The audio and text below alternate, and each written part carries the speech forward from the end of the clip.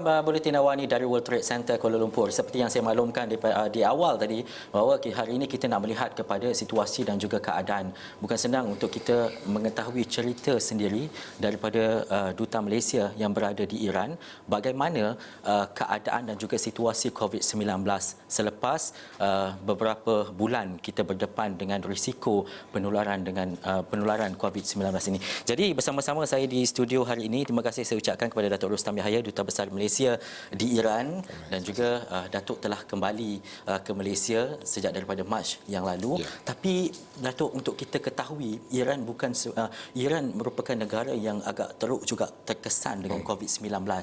Tapi selepas Datuk meninggalkan Iran pada Mac lalu, ketika itu bagaimana suasana dan juga keadaannya, Datuk? Sebelum pulang ke? Sebelum pulang. Sebelum pulang. Iran ni seperti yang kita semua maklum, dia telah mengalami sanction sejak 41 tahun yang lepas, pelbagai jenis sanction. So di Iran ni serba kekurangan lah dibandingkan negara lain.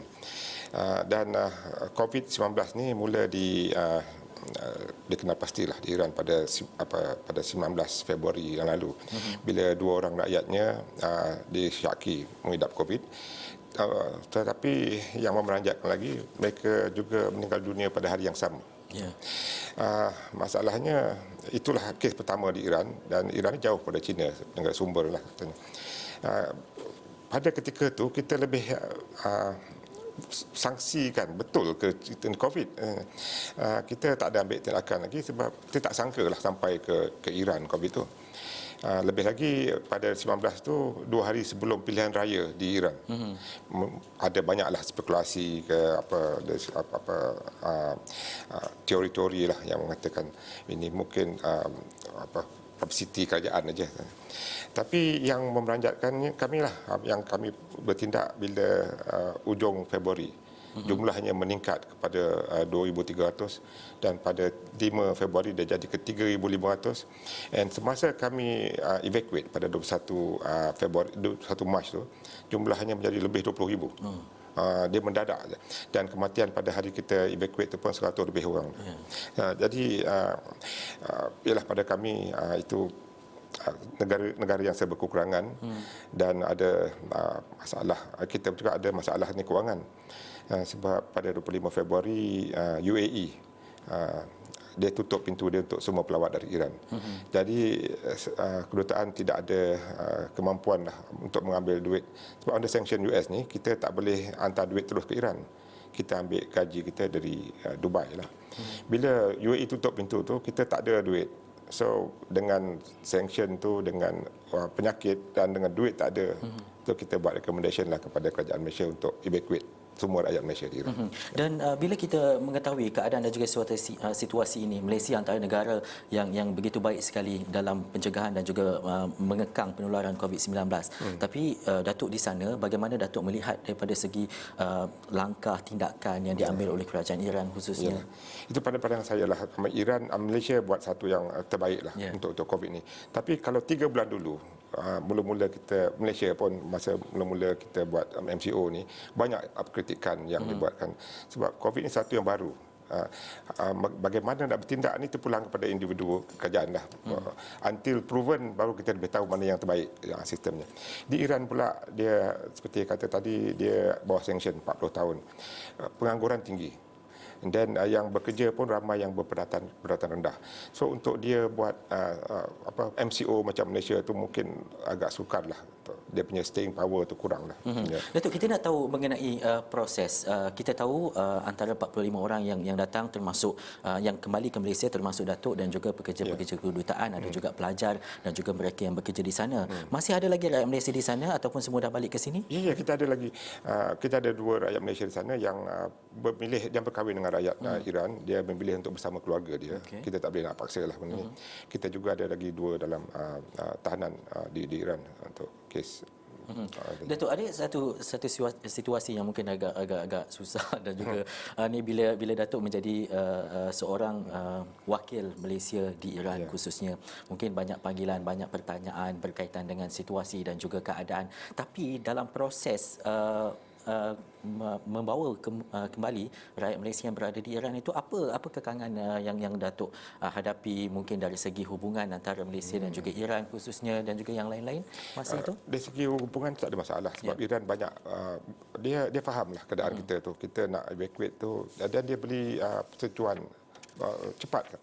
Kita nak minta persetujuan flight clearance pun dia bagi dengan cepatnya. Dia bantu kita. Masalah kita di sana lebih kepada logistik. Sebab pelajarlah lebih ramai yang di luar Tehran, kebanyakannya paling ramai di Bandar Qom yang paling kuat dilanda COVID-19 itulah, termasuk yang terbunuh tu. And then yang paling jauh sampai di Mashhad 900 km jauh pada Tehran.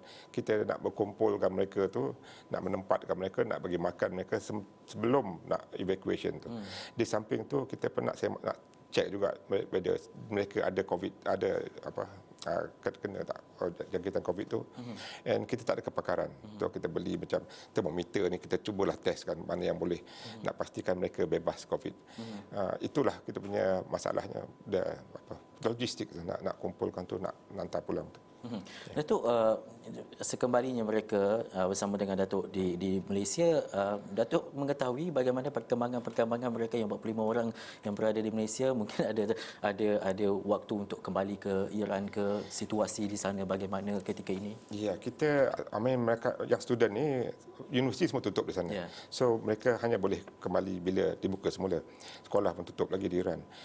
Kedutaan masih tutup. Kita menjangkakan mungkin bulan Julai situasi yang mungkin stable di Iran, dan dengar ceritanya UAE pun akan buka sepadannya pada 1 bulan Julai bila kita boleh ada kemampuan untuk menjalankan tugas di Iran, dan kita akan kembali.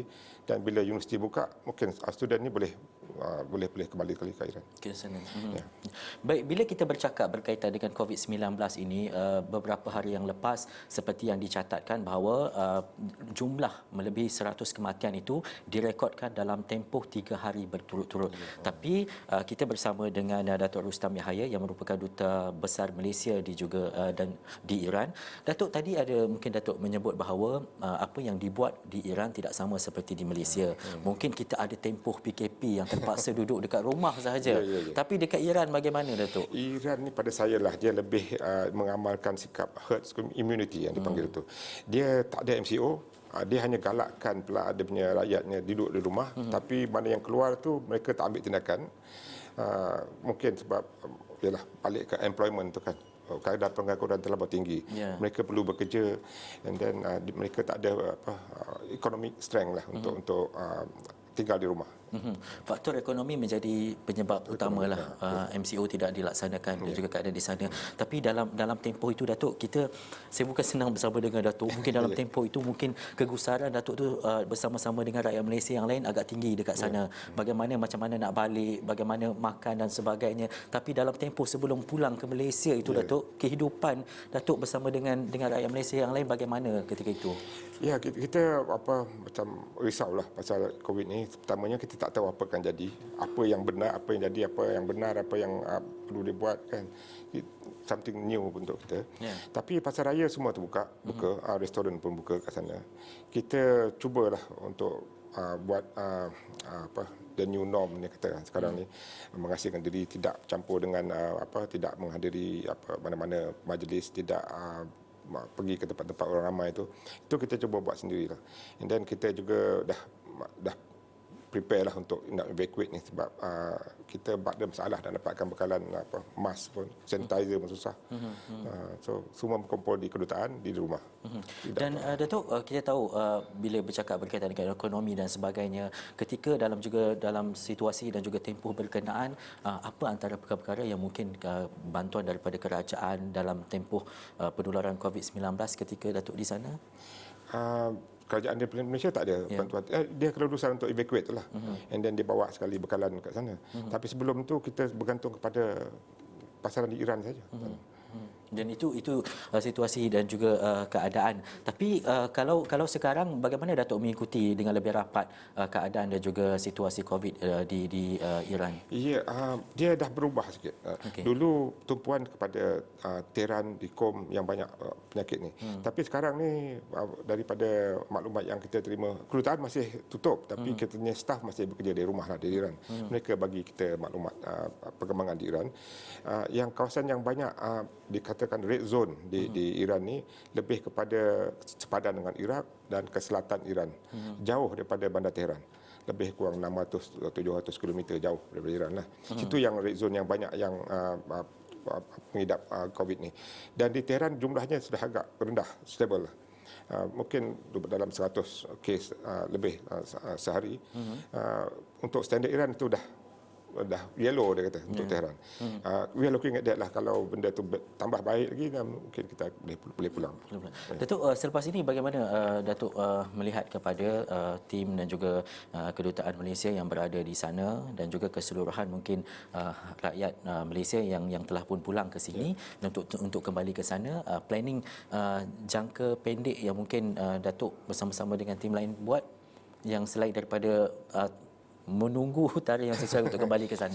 Yalah, kita masih lagi bekerja walaupun di sini pun kita online, kita masih bekerja dengan telefon, dengan WhatsApp apa.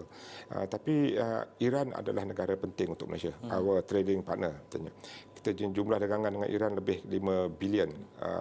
Dia banyak beli kita punya minyak sawit. Yang pasaran terbesar minyak sawit daripada Middle East. Dan because of COVID ni dia punya jualan minyak sawit jatuh. Yang saya fahamkan sampai 30% jatuhnya. Kami perlu mengatasi benda itulah sebab kita perlu menjual minyak sawit kita.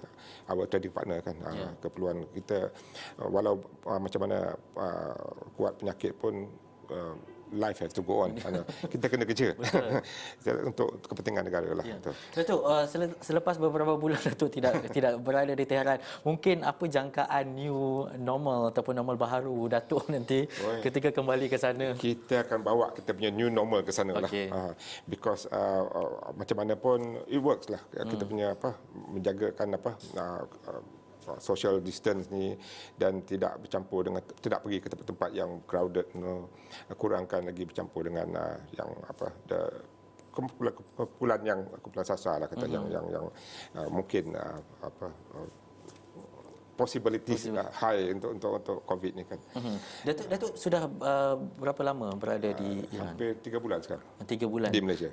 Tapi dalam tempoh 3 bulan itu Datuk berdepan dengan satu situasi yang agak sukar bila kita melibatkan COVID-19.